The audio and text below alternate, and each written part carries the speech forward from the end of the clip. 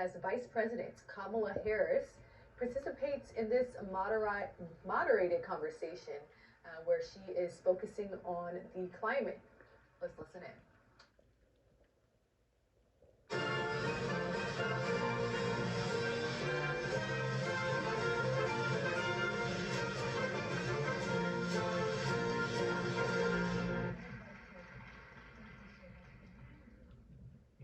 Thank you so much for being here. Good evening, everyone. Good evening. It's great to have you here in Miami Beach, very especially on International Women's Day. Can it get any better?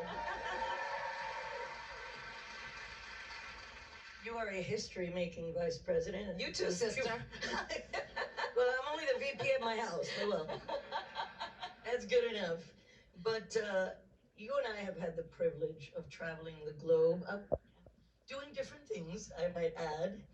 But I've been able to experience firsthand, with my connection with people all over the world, the connectivity that we do have as human beings and for our planet. And absolutely, we need to tackle this issue together because it is a world event. I love that this is an important conference focusing on solutions for climate change and not just the problem itself.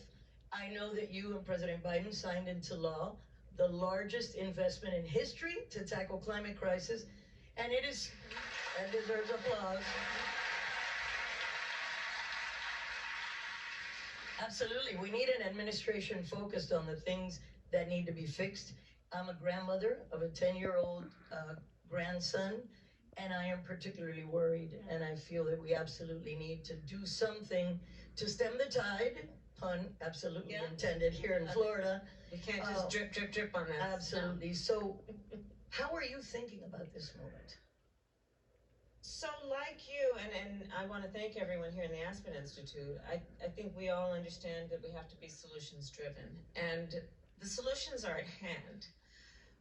I am therefore very optimistic and frankly a bit excited about where we are right now. As you mentioned, Gloria, and it's wonderful to be on stage with you, and thank you for your leadership in using your voice in so many ways on so many issues.